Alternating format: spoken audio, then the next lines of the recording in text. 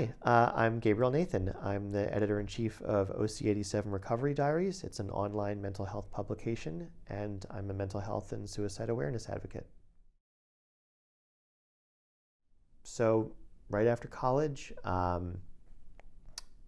applied to the Delaware County Municipal Police Academy, took the psych test, took a written test, got accepted into a class.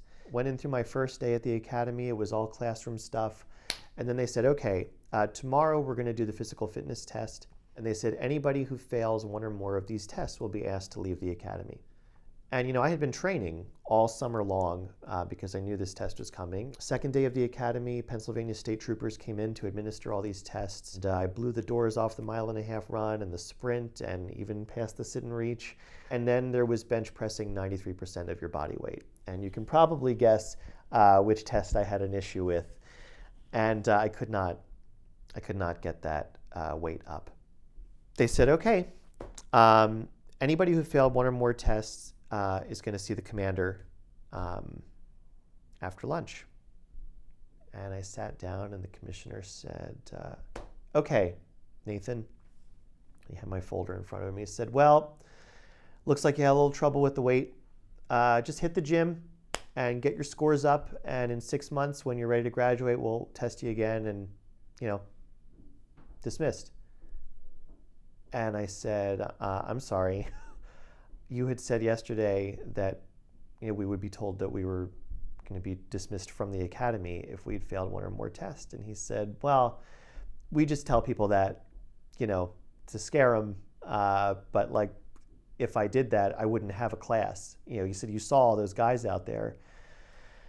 And I said, well, I was fully prepared to be dismissed. And I said, I don't ever want to be in a situation where something's going down and I'm not strong enough to help my partner or myself or a civilian.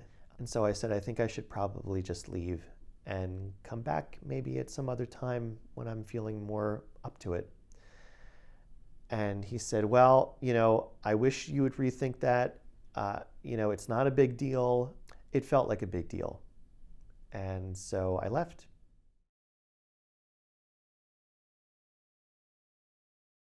It took a long time.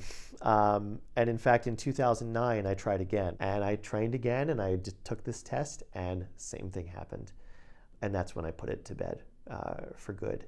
I said, I'm 29 now. I think this ship has sailed. So that's literally how I got through it. But emotionally, that's been hard. And to kind of come to a place of acceptance where I've acknowledged that's not for you, Gabriel.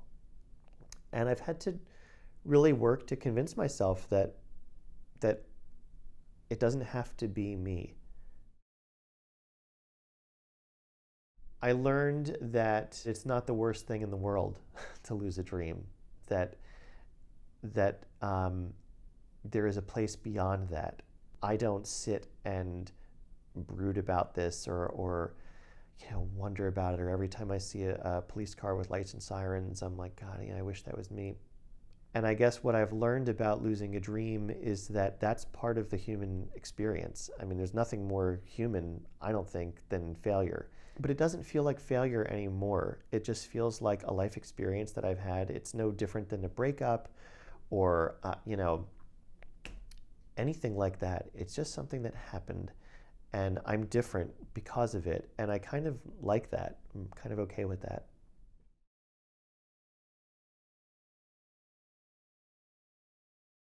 Initially, when you're going through this, you're going to be feeling a lot of things that you won't feel in a year or 5 or 10.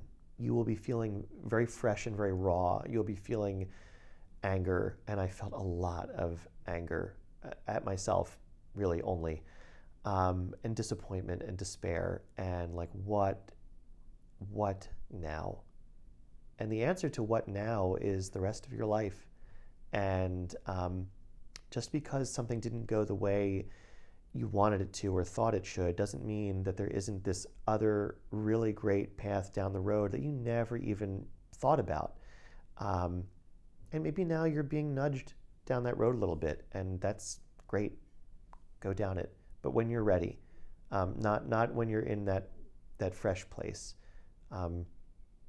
Sit with how it feels to be disappointed, and feel that loss, and move beyond it, because you can.